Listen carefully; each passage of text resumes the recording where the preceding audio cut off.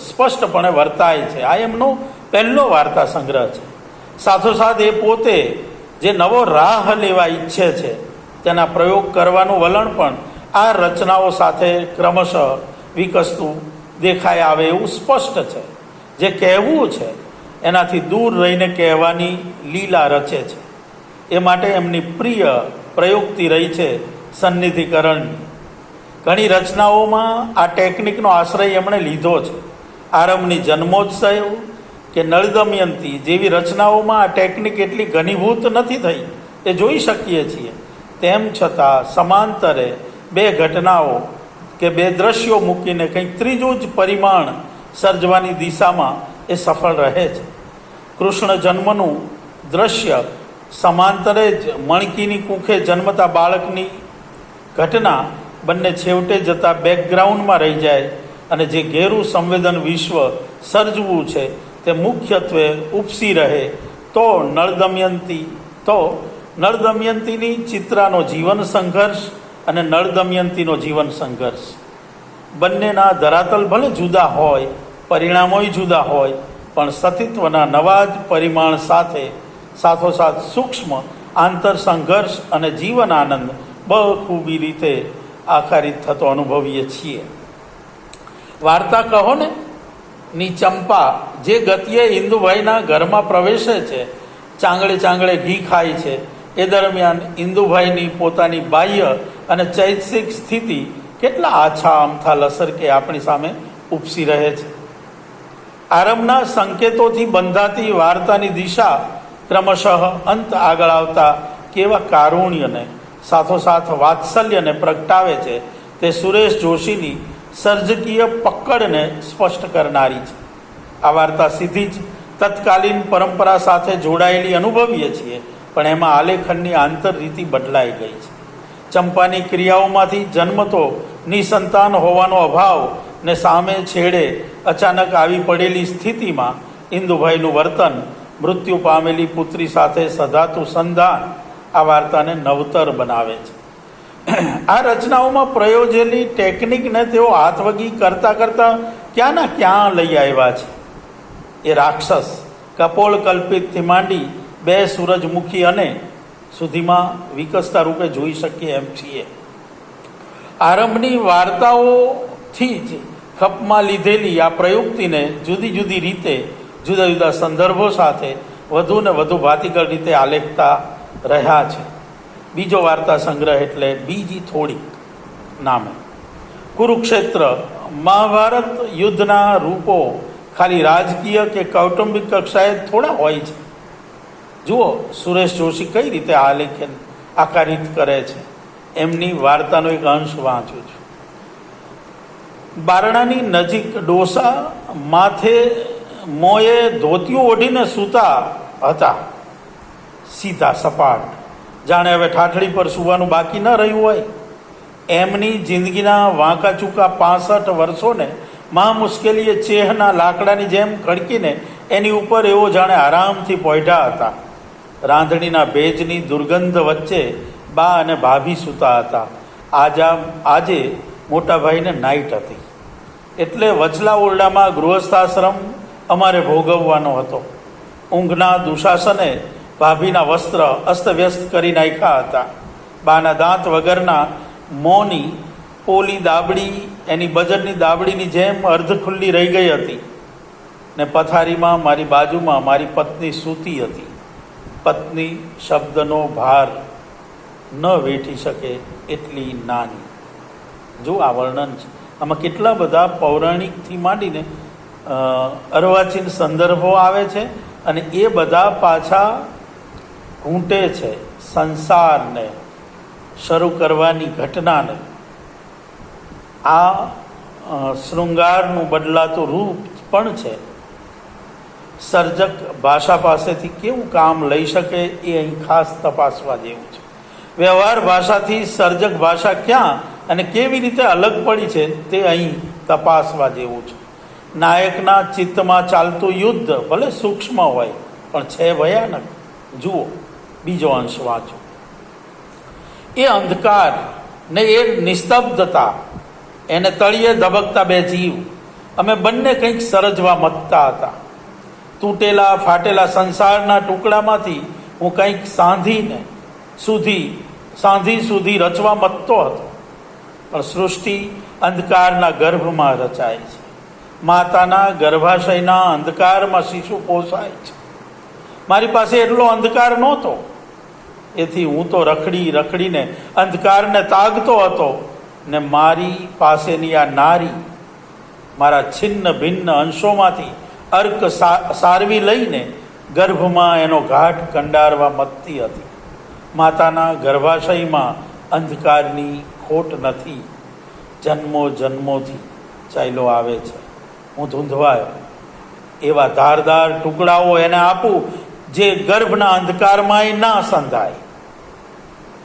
છો આ આલેખન તો છે એમની શારીરિક ક્રિયાનું, પણ કઈ રીતે આવ્યું છે, કઈ કક્ષાએ જઈને આવ્યું છે, કેવું રૂપાંતરિત થઈને આવ્યું છે, આ એમની તાકાત છે.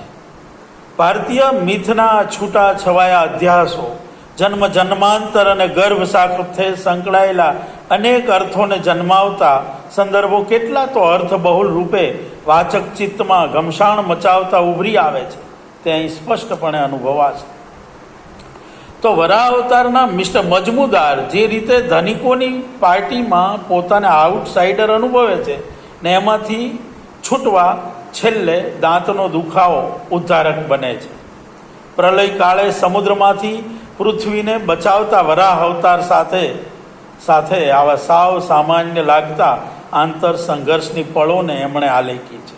તો વામન અવતારમાં નાયિકા પત્નીની પહેલી પત્નીના ફોટાની આંખોથી કેવા ભાવ સંવેદન અનુભવી પોતાની જાતને ન્યૂન કરતી જાય છે એનું આલેખન, ને છેલ્લા એના ગર્ભમાં થતો ભરકાટ વામન રૂપે આવી ફરીથી કઈ રીતે પોતે ગૃહ સ્વામીની જ નહીં પોતાના અસ્તિત્વનો નવો અર્થ પામે છે તે સૂચિત થઈ રહે છે. અજાતક કથા ભારતીય કથા શૈલી અને મિથના ઉપયોગ દ્વારા વર્તમાન સંવેદનને પ્રગટ કરતી પરંપરાગત લાગે તેવી છતાં ટેકનિક અને એબ્સર્ડના ભાવને ગૂંથતી એક મજબૂત રચના તરીકે ઉપસી રહે છે. સુરેશ જોશીએ ઘણી રચનાઓમાં અઢળક પ્રતીકોવાળી ભાષા પ્રયોજી છે કે પછી કપોળ કલ્પિતની દિશામાં જઈને કોલાજ કરવાના પ્રયત્નો કર્યા છે. આંતરચેતના પ્રવાહનું આલેખન કર્યું કે જ્યાં એમણે ભાષાકીય પ્રયોગો કર્યા એવી વાર્તાઓને નજરમાં રાખીને જ મોટાભાગના વિવેચકોએ એમને ટાર્ગેટ કરીને દુર્બોધ વાર્તાકાર સાબિત કરવાની મથામણ કરી છે. હકીકતે એવી રચનાઓ બહુ ઓછી છે. અપૂર્વ શૈલીએ અને બંધારણે સર્જાઈ હોવા છતાં એમાં ઘટનાઓ, સંવેદનાઓ, અંતની ચોટથી માંડી મધ્ય ભાગે સંદેશ કે કશુંક હાથવગું મૂલ્ય એમાં પ્રાપ્ત થાય એમ છે. શોધો તો ખરા. એમની વાર્તાઓમાં ક્યાંય એવી કોઈ મુશ્કેલી મને અનુભવાઈ નથી. એમના સમકાલીન વિવેચકોએ સુરેશ જોશીને વગોવ્યા છે તેવો અને તેટલો દુર્બોધ અનુભવ ક્યાંય થતો નથી. બે ચુંબનો વાર્તાને જોઈએ. આ વાર્તામાં સમાંતરે આલેખાતા મનઃસંચલનો, સમાંતર ઘટતી ઘટનાઓ, માર્મિક અંત, આ બધું વાર્તામાં સુરેખ રીતે કશું જ દુર્બોધ નથી. એમને સહોપસ્થિતિ દ્વારા કશુંક ત્રીજું પરિમાણ નિપજાવવામાં રસ છે. હા, ભાવકને તૈયાર ભાણે મળે એવું એ આપવા તૈયાર નથી. તો લોહનગરની વાર્તાનો અર્થ વિસ્તાર ભાવકને કેટલા મોટા અર્થક્ષેત્રમાં લઈ જનારો નીવડે. સર્વ દિશાઓથી સુવિચારો પ્રાપ્ત થાઓનો મંત્ર અહીં કળાકીય શરતે નવા રૂપે ઉભરી આવ્યો છે. દિશાઓની બારીઓ ભલે શત્રુઓ માટે બંધ કરવાનો આશય હોય, સુરક્ષા ખાતર હોય, પણ એ જાતે જ ઘડેલી સુરક્ષા તમને કેવા તો કેદ કરી દેનારી હોય છે. તેનો માર્મિક અર્થ જીવનને નવી રીતે જોતા કરનારો છે. થીગડું વાર્તા આ સંગ્રહની બહુ ચર્ચાયેલી પ્રતીકના વિસ્તરણનો અનુભવ કરાવતી અત્યંત જાણીતી થયેલી રચના છે. પાઠ્યપુસ્તકોમાં એ ભણાવાય છે. એટલે એ બહુ જાણીતી થઈ છે. થીગડું વાર્તામાં પ્રભાશંકરના સંસ્મરણો અને સમગ્ર જીવનના આકારિત થવા સાથે વર્તમાનને સાંધીને અસ્તિત્વને ટકાવવાની મથામણ ચિરાયુની વાર્તા દ્વારા આબાદ રીતે કંડારવામાં આવી છે. સન્નિધિકરણની પ્રયુક્તિ અહીં સશક્ત રૂપે ઉભરી આવી છે.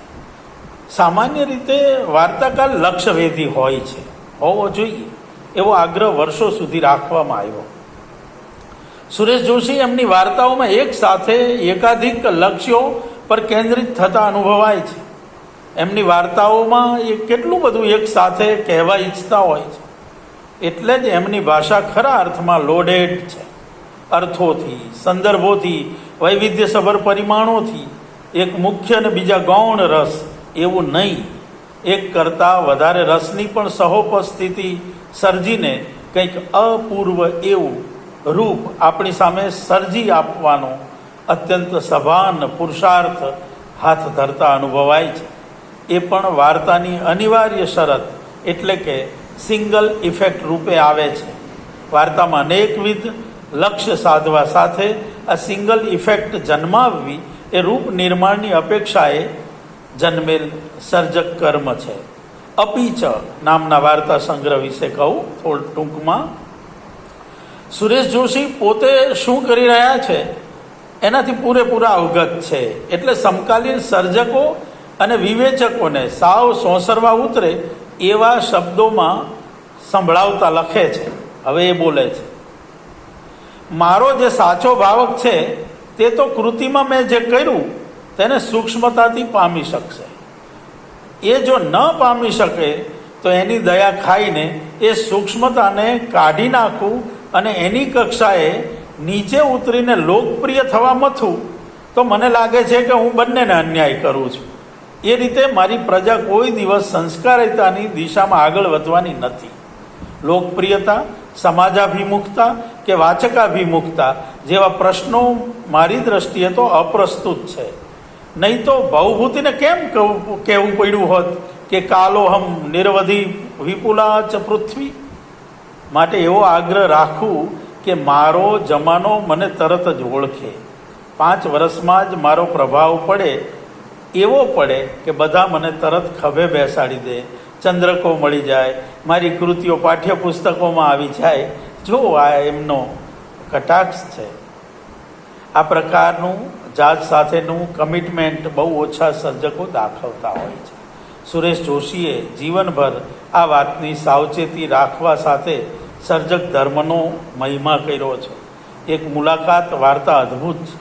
બાહ્ય દેખાતી ઘટના તો સાવ આછીઅમથી એટલી જ છે કે વાર્તા નાયક અગાઉથી નક્કી થયેલી મુલાકાત માટે શ્રીપતરાયને મળવા એમના વિશાળ ઘરમાં અડધો કલાક વહેલો પહોંચ્યો છે. શ્રીપતરાય પધારે છે પણ એમને મળ્યા વિના જ વાર્તા નાયક એ ઘર છોડીને પાછો જતો રહે છે. બસ બાહ્ય ઘટના આટલી છે, પણ એ થોડા સમયમાં એના ચિત્તમાં જે ભજવાય છે, જે મનઃસંચલનો જન્મે છે, તે સર્જક કર્મનો ઉત્તમ નમૂનો છે. દેખીતી ડિવાઇસ છે બેઠક ખંડમાં રહેલા દર્પણમાં પડતા નાયકના પ્રતિબિંબ પાસેથી લીધેલું કામ. નાયક અને એનું પ્રતિબિંબ સર્જીને સર્જકે કમાલ કર્યો છે. એમાં ભળે છે શ્રીપતરાયના સ્વભાવને પ્રગટાવતા વિવિધ પ્રતીકો અને કલ્પનો. જુઓ, ત્યાં પહેલાં બારણામાંથી શ્રીપતરાય દાખલ થયા. મારા પ્રતિબિંબની ઉપસ્થિતિની એણે કશી નોંધ લીધી હોય એમ લાગ્યું નહીં. એઓ ઓરડાના કેન્દ્રમાં મૂકેલી ખુરશી પર બેઠા. એમના બેસવાની સાથે એ ઓરડાની બીજી બધી વસ્તુના પરિમાણ સંકોચાઈ ગયા. મારું પ્રતિબિંબ પણ જાણે વામણું બની ગયું. પેલી યુવતી શ્રીપતરાયની આજુબાજુ ઉડાઉડ કર્યા કરતી હતી, સાપની પાસે ઉડતા પતંગિયાની જેમ. શ્રીપતરાયને ધારીને જોયા. એમની ચામડી ફિક્કી ધોળી હતી. દેડકો ઊંધો થઈ જાય ત્યારે એના પેટ ઉપર જે ધોળા દેખાય છે ને એવી. શબ્દો બોલતી વખતે એવો નજર ઊંચી નહોતા કરતા. એમના જડબાના હલનચલનમાં સાપ દેડકો ગળતો હોય એનું સૂચન હતું. એમની ડોક રહીને અર્ધવર્તુળ વિસ્તરીને ફરતી હતી. ત્યાં શ્રીપતરાયની દૃષ્ટિ મારા પ્રતિબિંબ પર પડી. પેલી યુવતી એની ચંચળ ગતિએ મારા તરફ આવી. એણે કદાચ મારા પ્રતિબિંબને શ્રીપતરાયની નજીક જવાને કહ્યું, પણ કશું બને એ પહેલાં શ્રીપતરાયે સામે જોયા વિના હાથ હલાવીને મને ત્યાં જ બેસી રહેવાનું સૂચન કર્યું. આથી અડધો ઊભો થયેલો હું બેસી ગયો. હવે આ તમે જુઓ કે વર્તમાન સમયે આવા શ્રીપતરાય ન મળે હોય. આ અનુસંધાન છે સર્જકનું, એ દંભનું કઈ રીતે સરસ આલેખન કરી જાણે છે. શ્રીપતરાયનું વ્યક્તિત્વ ઉપસાવવાની સાથે સાથે એમની હાજરીમાં બીજાના અસ્તિત્વના થતા હાલ હવાલ પણ આપણી સામે પ્રગટતા જાય છે. નાયકને શું કહે છે, શા કારણે શ્રીપતરાય આ નાયક સાથે આમ વર્તી રહ્યા છે, એની કશી જ વિગત અહીં નથી અપાઈ. એની જરૂર પણ નથી. છેલ્લા ફકરામાં આખોય આકાર આપણા ચિત્તમાં રચાય આવે છે. જુઓ, એ પણ વાંચો. ત્યાં મોટા ખંડનું બારણું ખુલ્યું. મેં ખાતરી કરવા દર્પણમાં જોયું. દર્પણમાં હવે કશું નહોતું. મેં આગળ જોયું હતું એ જ રીતે પેલી યુવતી પતંગિયા જેવી અસ્થિરતાથી ઓરડામાં પ્રવેશી. હું સંકોચાઈને સહેજ બાજુએ ખસી ગયો. થોડી વાર રહીને શ્રીપતરાય દાખલ થયા, સાપ જેમ પેટે ચાલતા હોય તેમ. ને હું મોટા ઓરડામાં દાખલ થવાના બદલે બહાર જવાના બારણામાંથી પોર્ચમાં આવ્યો ને કોઈ મને ચાલ્યો જતો જોઈને બોલાવે તે પહેલાં બંગલાના કમ્પાઉન્ડની બહાર નીકળી ગયો. આપણને સમજાય છે કે મુલાકાત થઈ જ નથી, અને તેમ છતાં મુલાકાત થઈ ગઈ છે. જુઓ આ સ્થિતિ. એમણે બહુ જ ચર્ચા પામેલો મુદ્દો એમની વિચારણાનો એ છે ઘટનાનું તિરોધાન. અહીં સરસ રીતે સિદ્ધ થતું અનુભવાશે. ઘટનાનો આધાર તો લેવાનો જ હોય. રચનામાં સ્થળ અને કાળના પરિમાણ બહુ જ જરૂરી હોય છે, પણ એના ઉપર જ ફોકસ કરવામાં આવે તે એમને જરૂરી નહોતું લાગતું. એટલે જાડી સામગ્રીને તિરોહિત કરવાનો માર્ગ ચીંધે છે. આ એક મુલાકાત એ વાતને સમજવા માટે ખાસ જોવા જેવી રચના છે. એમાં બાહ્ય ઘટના કરતાં ચૈતસિક સ્તરે આલેખાતા રૂપો આપણને પ્રાપ્ત થાય છે, ને એમાંથી જ આ પાત્રો, પ્રસંગ અને એ નિમિત્તની ચોટ ઉપસી આવે છે. કપોળકલ્પિત અને રાક્ષસ એ બે વાર્તાઓમાં વાર્તાનું આખું બાહ્ય કલેવર તો કોઈ પરિકથા કે કલ્પનાનું લાગે. હમણાં હેરી પોટરની ફિલ્મોએ આ પ્રકારના અદ્ભુત વિશ્વનો અનેરો અનુભવ સમગ્ર દુનિયાને કરાયો છે. સુરેશ જોશીની આ વાર્તાઓ એ કુળની છે. આ ઉપરાંત બીજી ઘણી વાર્તાઓમાં પણ સુરેશ જોશીએ આ પ્રયુક્તિ અજમાવી છે. આદિમ બિંબના ઉપયોગ કરીને નાયક નાયિકા વચ્ચેના સ્નેહની મજાની લકીર અનોખી રીતે આલેખન પામી છે. એને વારંવાર વાંચીએ, એના પડોળોને ધ્યાનથી ખોલતા જઈએ તેમ તેમ આ વાર્તાઓ આપણી સામે એનું અસલી રૂપ ઉઘાડતી જાય છે. બાળપણની દુનિયા જેવો અનુભવ કરાવની અને આ વાર્તાઓમાં જે ધ્વનિ કોઈ ચોક્કસ સમયગાળો નહીં પણ કોઈ પણ કાળે શક્ય હોય એવા માનવ જીવનના સંદર્ભો, એના પ્રાકૃતિક ચીજ સાથેના વિચ્છેદો, એની લાચારી અને આંતરબાહ્ય સંઘર્ષોને તેમ છતાં ઉફરા ઉઠીને જીવન સાથે તાલ મિલાવવાની એમની શ્રદ્ધા, એમ કેટલું ઠાંસીને આ વાર્તાઓમાં ભર્યું છે. સુરેશ જોશીએ ગુજરાતી ટૂંકી વાર્તામાં કહેવાતું હતું તે એક અનુભૂતિ કણ ને સર્જાતી ચોટ એટલા બધા મોટા ફલક પર વિસ્તારીને મૂકી આપી છે, જેને પામવા, સમજવા ચોક્કસ એવી સજ્જતા કેળવવી જ પડે. કપોળ કલ્પિત એટલે ટાઢાપોરના ગપ્પા થોડા છે, એને સાવ સાચા એવા ધરાતલનો આધાર છે. ગાંડી થઈ ગયેલી સ્ત્રી, નાના બાળકો એને ઘેરી વળીને પૂછે, તમે ક્યાંથી આવ્યા? તો કહે, આ ચાંદો છે ને એ તો મસ્ત મોટો કરોળિયો છે, એ રૂપેરી ઝાડ ગૂંથે છે. અને પછી સર્જાય છે એક અજાયબ સૃષ્ટિ. પણ એમાં ધ્યાનથી જોઈએ તો ગાંડી લાગતી સ્ત્રીની વેદના પાછળ આખીએ માનવજાતની તાસીર છતી કરતા સુરેશ જોશી જાણે હજી આપણે મૂલવાના બાકી છે, એ કરોડિયાને ઓળખવો બાકી છે એવું નિસંકોચ કહી શકું. પણ એમની જેમ હું પણ એમના સમાન ધર્મની રાહ જોવા તૈયાર છું. ન તત્ર સૂર્યો ભાતિ. વાર્તા સર્જનની કોડમાં તેઓ આપણને લઈ ગયા છે. વાર્તા નાયિકાનું નામ એશા કહે છે, પણ પછી તરત કહે છે એ એનું સાચું નામ નથી. કોઈ પણ સંદર્ભની સીમાની એ બહાર રહેવા ઈચ્છે છે. એ આવીને ચાલો ને એક વાર્તા લખીએ કહીને નાયકને લખવા માટે લલકારે છે.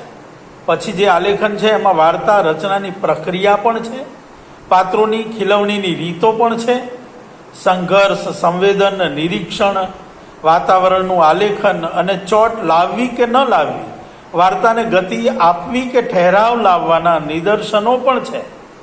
ને તેમ કરવામાં પાછી એ પોતે જ એક વાર્તા બને છે. એ ભૂલાઈ નથી જતું. આ જ સંગ્રહની દુર્લભા નામની વાર્તામાં રેખા અને સુહાસ પ્રેમ લગ્ન કરે છે, પણ સંલગ્ન થયા છે ખરા? એ ભાવકે જ સમજવાનું છે. બંનેનું વર્તન, બંનેના અલ્પ સંવાદો, બંનેના દેખાતા સંદર્ભો, આ બધું બોલકું થઈને રેખાના આંતર વ્યક્તિત્વને વ્યંજિત કરી રહે છે. તો બે સૂરજમુખી અને નામની બહુ જ ચર્ચિત રચના વિશે ઘણું લખાયું છે. લખાવટની પદ્ધતિ સાથે પ્રયોગ કરીને કશુંક નવું ઉપજાવવાની મથામણમાંથી સર્જાયેલી આ વાર્તામાં કોઈ વિરામચિહ્નો નથી. અસંબદ્ધ રીતે જોડાતા લાગતા વાક્યો, શબ્દો, ગદ્ય લઈ વારંવાર વાંચવાથી ઉપજતા વિરામચિહ્નો આપણી સામે જાત ભાતના જાણીતા અજાણ્યા સંદર્ભો આપ્યા કરે છે. પળે પળે આપણું ચિત્ત કોઈ અર્થની ખૂંટી પકડવા આમ તેમ ભટકે. કશુંક હાથ લાગશે ની આશાએ બંધાય ન બંધાય, ત્યાં પાછું કંઈક નવું સર્જાય આવે. કદાચ આ લીલા જ રચવી છે એમણે. જરૂરી છે થોડું કે દર વખતે કશુંક હાથ લાગે જ, બસ મજા પડે છે એબસ્ટ્રેક્ટ ચિત્રને જોતા હોય એવી. એકદા નૈમિષારણ્ય એમનો વાર્તા સંગ્રહ. નૈમિષારણ્ય એટલે જ વાર્તાઓનું વન. ગૃહ પ્રવેશથી એમણે આરંભાયેલી વાર્તા લેખનની પ્રક્રિયા આ સંગ્રહે પહોંચીને અટકે છે, અથવા એમ કહીએ કે વિરામ પામી છે. ત્યાં સુધીમાં એમના ઉહાપો, એમના વિચારોને મૂર્ત કરનારી મહત્ત્વની કવિતાઓ, નિબંધો, વિવેચન, ગ્રંથો, લેખો, વાર્તાઓ અને નવલના પ્રયોગો પ્રકાશિત થઈ ચૂક્યા હતા. શરૂઆતે નવી દિશા કંડારવા માટેની એમની જે મથામણ હતી એ હવે પાકટ થઈ ચૂકી છે. હાથવગી થઈ ગઈ છે તોય એવું કહીએ તોય ચાલે. અને સાથે એ કહે છે એમનું વાક્ય, તો છતાંય મને લાગે છે કે ઘણા વખતથી કશું લખ્યું નથી ને લોકો કહેશે કે વાર્તા નથી લખતા, તો લાવ લખી જો. એ એક મોટો રોગ છે. તો હવે જેમ તમે આગળ જાઓ તેમ લખવાનું. તમારે કંઈ વધારે મોટો પડકાર ઝીલવાનો હોય તો તમે લખો, નહીં તો જે કરી ચૂક્યા હો એનું પુનરાવર્તન કરો તો હથોટી બેસી જાય ખરી. એની ના નહીં તો પછી નવું તમે ન કરી શકો. પુનરાગમન સુધીમાં આવતા સુરેશ જોશી પ્રયોગો પછીની સ્વસ્થતા ધારણ કરેલા અનુભવાય છે. એમાં ઘટના નામે કશુંય નથી કહીએ તો ચાલે. એ દિશાની શોધ કે જાણે અંતિમ પડાવ પર છે. નાયકની ઊંઘ અચાનક ઉડી ગઈ. આટલી પાતળી શેર લઈને સુરેશ જોશી લઈ જાય છે ફેન્ટસીમાં. પણ નરી ફેન્ટસી પણ કેમ કહેવી? તંદ્રા છે, જાગૃત અવસ્થા છે, અર્ધ જાગૃત કે ચૈતસિક સંચલનો. ક્યાંનો ક્યાં નાયક જઈ પહોંચે છે. એકલતા પણ છે. બધા સંદર્ભોથી એ જોડાયેલો હોવા છતાં આરંભે ગામડું છે, પછી મહાનગર પણ ઉપસી આવે છે, પછી તો કોઈ નગર જ નહીં. ઋતુઓ, પ્રલયો, જ્વાળામુખીઓથી માંડી તોપની ગર્જનાઓ, મંદિરના ઘંટ, પ્રસૂતાઓની ચીસો, લશ્કરની કૂચ કેટલું ફરી વળે છે એના ઉપર કે એમાં એ પોતે. પછી અચાનક જ બધું ગાયબ.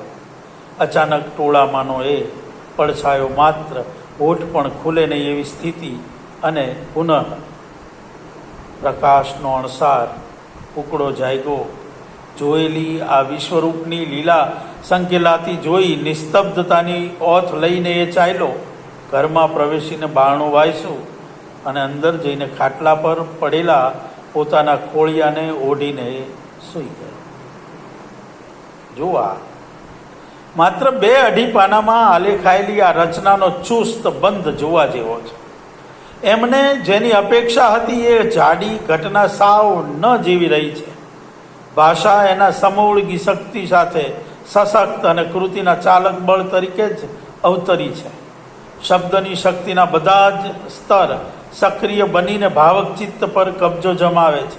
આંતરિક વિસ્તરણ આ કૃતિને નવા જ પરિમાણો આપે છે.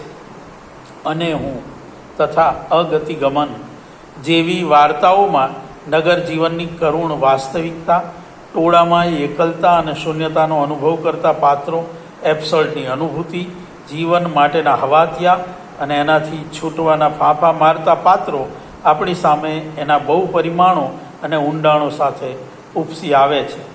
સુમન શાહે એમની વાર્તાઓનો ઝીણવટભેર અભ્યાસ આપણી સામે મૂક્યો છે. સુરેશ જોશી નામના એમના સંશોધન ગ્રંથમાં.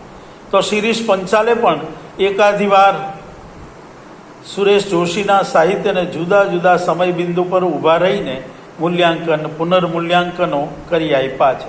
સુમન શાહે સુરેશ જોશીના સમગ્ર સાહિત્ય પર જ પોતાનું સંશોધન કેન્દ્રિત કર્યું હતું. આજે કર્તાલક્ષી સંશોધનનો એક નમૂનો બની રહ્યો છે.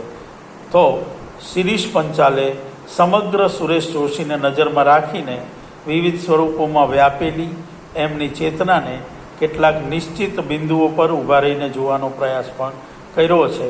અને એ સંપાદનો પણ ખાસ જોવા જેવા છે. સુરેશ જોશીની વાર્તાઓમાં આવતા સ્થળો, પાત્રોના નામો, એ જ રીતે એમણે કેટલી બધી પ્રયુક્તિઓ પ્રયોજીને નવા માર્ગે વાર્તા સર્જવાની મથામણ કરી છે, તેનું પણ વિગતે સંશોધન કરવા જેવું મને લાગ્યું છે. વર્તિત થતા રહેતા કલ્પનો, ક્યાંક એક સરખા લાગતા અધ્યાસો આદિનો સ્વતંત્ર અભ્યાસ પણ કરવા જેવો છે.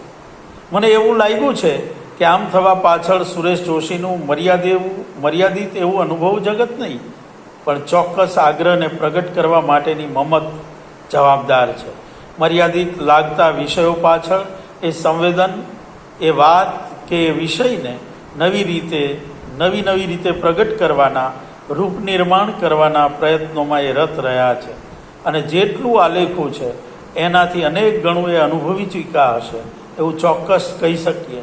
કેમ કે એ જે રીતે જગતને જુએ છે અને જોયા પછી એ જે નવું જગત સર્જવાની તીવ્ર ખેવના ધરાવે છે, એવો અસંતોષ, એવો ધખારો ભાગ્યે જ કોઈ ગુજરાતી લેખકમાં જોવા મળ્યો છે કે મળશે. સુરેશ જોશીની વાર્તાઓમાં એમના સમયના જ કહી શકાય એવી ચોક્કસ મુદ્રાવાળા સામાજિક પ્રશ્નો અને એનું આલેખન શોધવા જઈએ તો ના મળે. એટલે કે ચોક્કસ કાલખંડને ચીંધનાર નથી. આપણને પરિચિત એવો માહોલ, પરિચિત એવા આસપાસ જીવતા ને મહાલતા વ્યક્તિત્વો શોધવા જઈએ તો કદાચ નહીં મળે. પ્રેમના પરંપરાગત ઢાંચાના લોકપ્રિય આટાપાટા અને ગળચટ્ટા સંવાદોની જગ્યાએ પ્રેમના એવા નૈરા વાસ્તવિક, નૈરા આંતરિક અને તાર્કિક એવા પરિમાણો અહીંયા જરૂર મળશે. જીવન વિશેના નક્કર અને યથાર્થ એવા ચૈતસિક વાસ્તવની કડવી હકીકત સૂક્ષ્મ સ્તરે આલેખાયેલી મળશે. પણ એમાં બાહ્ય કહી શકાય એવા સામાજિક મૂલ્યોના વિરોધોમાંથી જન્મતા પ્રોબ્લેમ્સ, સંઘર્ષો શોધવા જશો તો નહીં મળે. આ વાર્તામાં આલેખાયેલ જીવન સાવ અંગત સ્તરે પણ બિન અંગત રીતે આલેખાયેલું, સાવ આપણને અંદરને મેળવી આપનારું અને બૌદ્ધિક સજ્જતા સાથેનું અનુભવાશે. ક્યારેક સ્થળ, કાળ ક્યાંક આછા પાતળા રૂપે આવશે તો એ કૃતિ પૂરી થશે, ત્યાં એ ખરી પડશે. રહેશે માત્ર ધબકતી વિરલ સંવેદના અને એનો બુદ્ધિજન્ય સંસ્પર્શ જ. એનોય અર્થ પામવાની મથામણ છોડી લીલા રૂપે નિર્ભેળ એવા આનંદ અને કશાક આસ્વાદ્ય પદાર્થ લેખે પામવાની મહેચ્છાએ ભાવન કરીએ તો ઠીક. એવી બારીક ગૂંથણીનો આનંદ લેવાની ક્ષમતા કેળવીએ તો આ રચનાઓનો આનંદ મળશે. બાકી આ વાર્તાઓ રાહ જોશે એના બીજા ભાવકની. વાર્તાઓના અનેક રૂપ હોય છે પણ ગુજરાતી વાર્તાઓને જ નજરમાં રાખીએ તો અનેક રૂપ, રંગ, આકાર અને રચના રીતિઓ સર્જાય છે. આધુનિક સંવેદનાને આલેખતી વાર્તાઓમાં પણ રઘુવીર ચૌધરી, ચંદ્રકાંત બક્ષી, ઘનશ્યામ દેસાઈ, મધુરાય, સુમન શાહ, શિરીષ પંચાલથી માંડીને કિશોર જાદવ જેવા સર્જકોએ પોતાની આગવી રીતિઓ ઉપસાવી છે. કિશોર જાદવ તો સાવ વિલક્ષણ રૂપે વાર્તામાં પ્રગટા છે, પણ સુરેશ જોશીની વાર્તાઓ આ બધાથી નોખી, અનોખી અને આગવી રહી છે. એની ચર્ચા કોઈ પણ સમયે થતી રહેવાની છે એમ કહેવું વધારે પડતું નથી, નહીં હોય. મિત્રો, સુરેશ જોશી વાંચજો. એકવાર નહીં સમજાય તો બીજી વાર વાંચજો, ત્રીજી વાર વાંચજો, અને પછી જે આનંદ તમે પામશો એની મને પૂરી ખાતરી છે. આપ સૌએ આટલો દીર્ઘ સમય સાંભળો એ માટે ખૂબ ખૂબ આભાર. ધન્યવાદ.